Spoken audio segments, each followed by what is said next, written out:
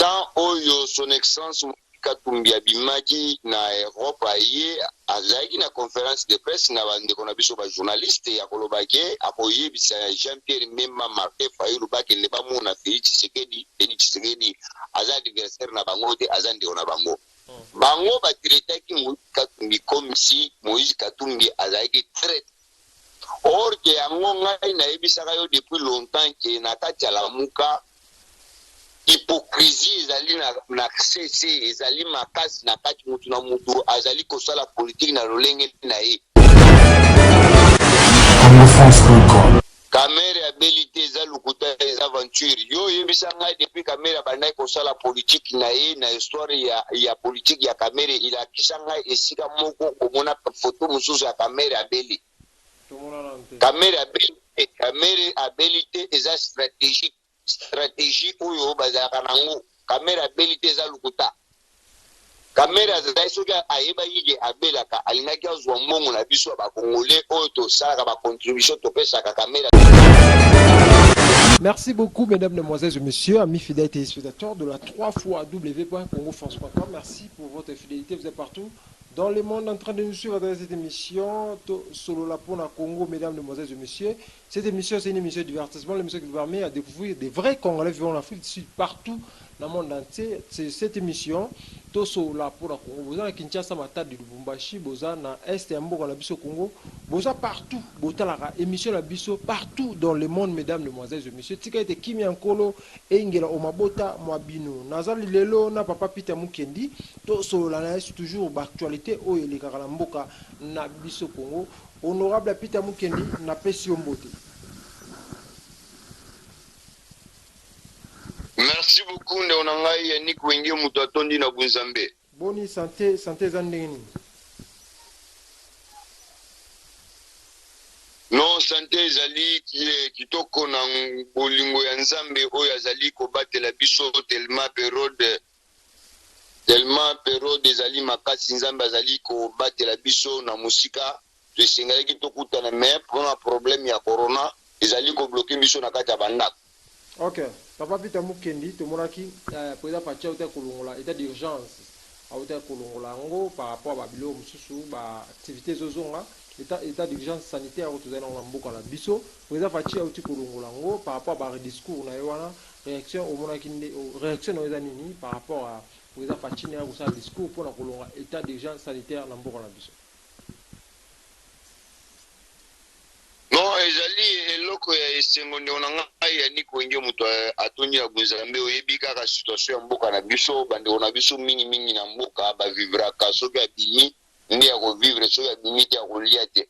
Eza lokola ba mboka na biso oyo bisika to fandi obima te même moi provision ezali na kati ya ndako bana ba ko sepela même nga na sepela ki yango faso ba bimisi yango na faso ba alobeli ndenge ba ko banda ko respecter maladie autoza nango na se malgré ba longoli yango me alobi ke maladie ezali te ke balobi ke maladie esili donc maladie ezali mais pour la période où tozali yango ba longoli po bato mosusu baactivité na bango ezonga tozali condamné awa na dirigeant na kokaki koya kuna mais pour na situation toza nango c'est pour cela que tu vois que nazali na kati ya ndako oleke na ya ndenge na yaka tosali émission kofandi na yo.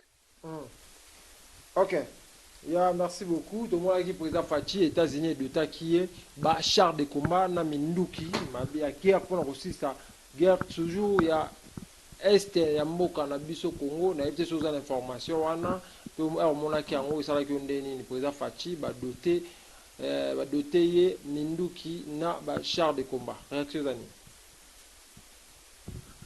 Ezali makambo ya esengo me problème ezali nango pasi na motema bande ona biso o ba utayi kotika biso na ngambo ya sud Kivu kuna à peu près 220 personnes bakufi babomi bango soit disant na ba rebelle o bazali kuna mais logo ya pasi ezali ka ke façon balobeli yango na mboka na biso c'est comme si ba considérer bango te nga na moni peza 220 personnes babomi bango et pas ba rebelle kuna na sud Kivu.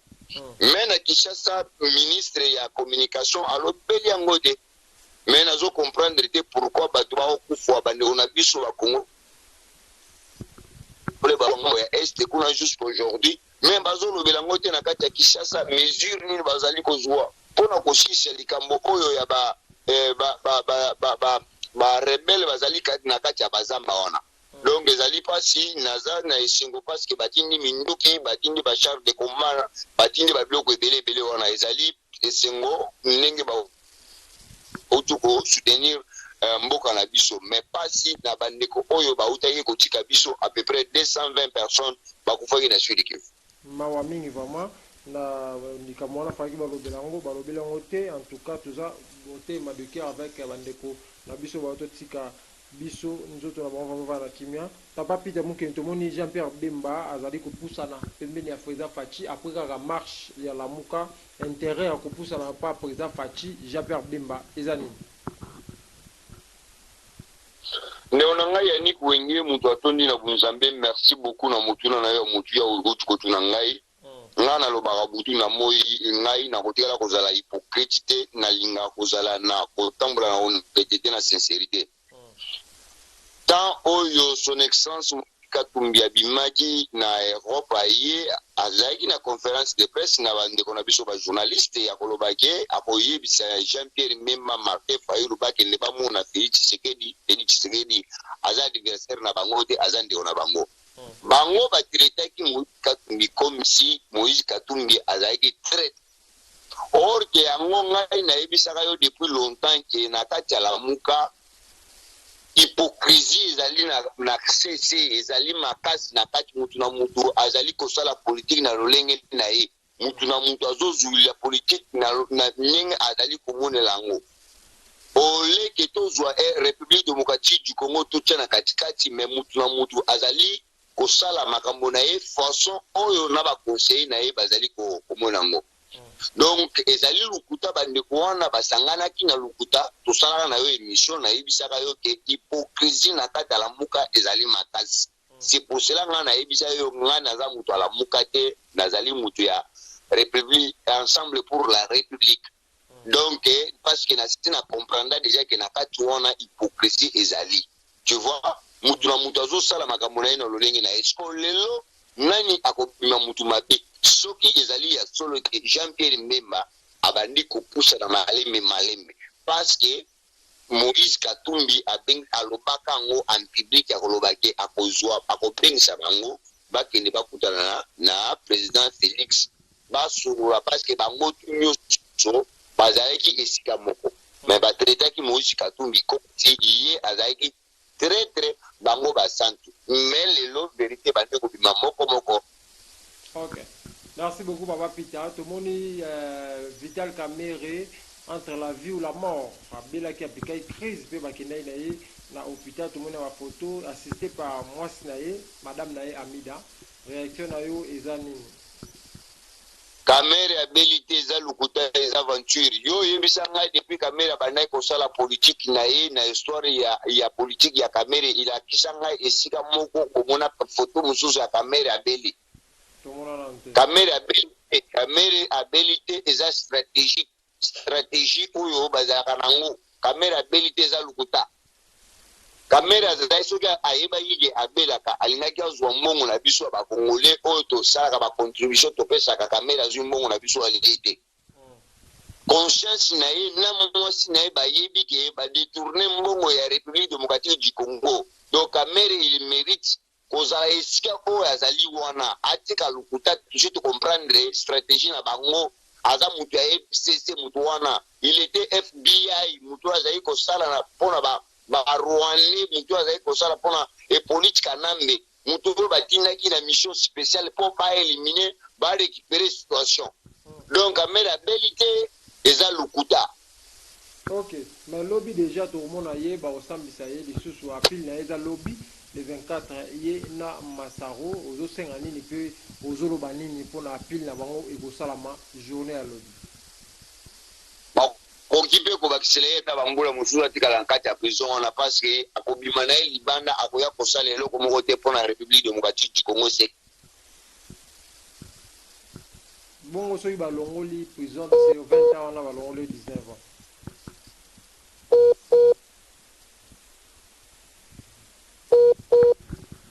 Ya Donc, réseau et Moboulou, mesdames, demoiselles et messieurs, tout ça toujours intervention dans cette émission.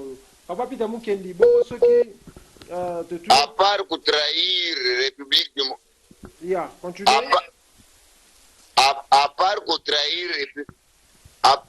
trahir République démocratique du Congo, à trahir même parti politique naïe. Azui mongo ya ba Congolais ali angoye na mwasi na famille biologique naïe. Donc c'est quelqu'un oyo atikalaka jamais que ça la politique pour l'intérêt ya peuple congolais. Papa Pita Mukendi rolo par rapport ya nomination oyo président de la République a signé qui ba papier qu'on nommé ba tout ba soda ba généraux to qu'on nommé ba tebele. Tout le monde est petit troublé. La FCC a eu vertige par rapport à l'ordonnance du président Fachi. La évité réaction à eux au cours de Rolobani.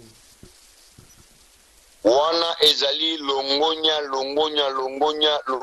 na Fachi parce que ce que l'année même honorable Francis Kalombo alobaka ngo ce que batu FCC bazali komona ke Félix Aza Yuma yi ayiba yi atambola na yi ayebi Félix A jusqu'à Z. Donc oyo alakisi bango ke Félix azaki kosala politique ayebi politique. Bazali ebele soi-disant na parlement mais ye bazali ebele te mais makambo asali alakisi le peuple congolais ke ndenge aloba ke akotrahir République démocratique du Congo te. Sincèrement aujourd'hui na ye kondima maloba oyo alobaki. Eza déjà longonya pour le peuple congolais, ezali longonya pour la République démocratique du Congo. FCC siko bakokanga bango lokola bampuku.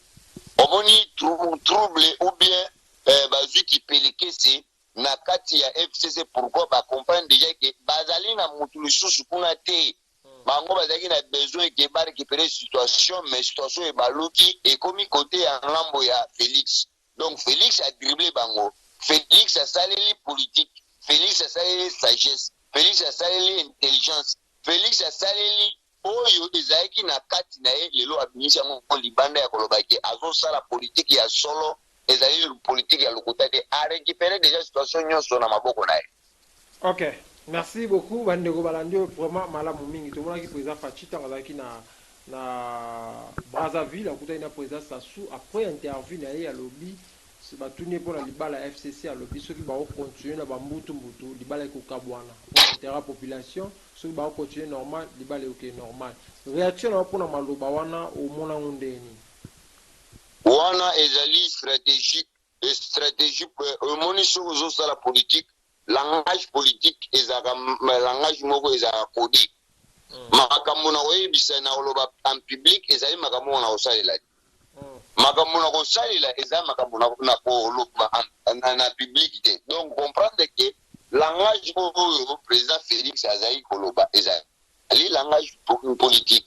Na réalité ce n'est pas que ye yango kosalela alobaki makambo mususu na neli na Brazza mais makambo aye kosala na Kinshasa eza mususu ya comprendre que c'était langage oyo ezali codé. Donc il faut comprendre que nazolakisa yo minu na ngai ezoseka te nde makambo oyo Félix asalaki na nini na Brazza parce que alobaki ta ye makambo alobaki na makambo asali omoni ke eza makambo mibale différent. Donc c'est-à-dire il faut comprendre langage ya politique ezali ezaka langage nini na lobby esi yango na lobby ni yango tosalela ba kobima mutu kobima libanda asali makambo mususu mais soki akomi na kati alosali makambo mususu omoni mutu sa azosala campagne otana kokoma président de la République obanda olia 5 fois olala esunza la te ozala na courant na ndako ozala boye mais mutu azwi bokonzi pe nani makambo oyo azali kobanda makambo koma osala mususu c'est-à-dire mutuna na yo tukotunanga makambo président Fachi alobaki na Brazza na makambo ekosala na Kinshasa c'est deux choses différentes. Ok. Ce qu'on va faire, il y a pour le ministre de la Justice, affaire Yémé, tu peux enlever le solo dans le thé, ou le ministre de la Justice, ça va manquer président de la République, respect pour Azana Yémé, Soukanaye, tout le monde a eu démission, réaction à eux, les animes, papa.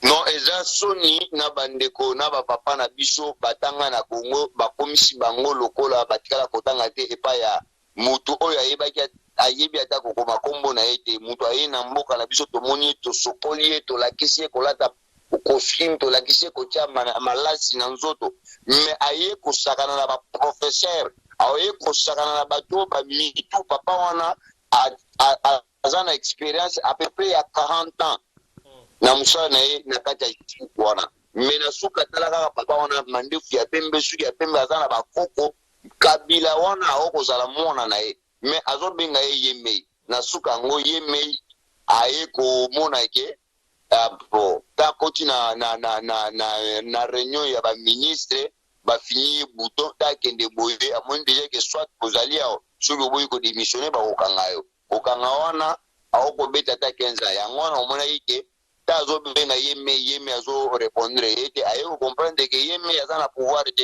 c'était comme ça ayaki kodémissionne ezali soni na baprofesseur na biso ezali soni na bapoliticien na biso ezali soni na bato oyo basali politique ta molai me mwana moko boye ya rwandais ya mututi auti Rwanda azali kokengela nini ngombe azalaki chauffeur ya taxi ya Tanzanie aye na mboka na biso a détruire bango nyonso bakomi lokola bataximen oke bagrand professeur na République démocratique du Congo. Donc ezali déjà ke longonya bango nyonso baye kocomprendre na bato bazali kocomprendre te ke Félix azali korenye na mboka wana nde azokonza na mboka wana. Je pense conscience ya bakongole lelo ebandi kozonga bacomprendre déjà ke epolitika nambe azala lisusu président de la République c'est Félix Tshisekedi. Ok, merci beaucoup. Momo vers la fin. Pese message à Mandeko Baochi au Tala Biso pour Tokabana Mogola Lelo.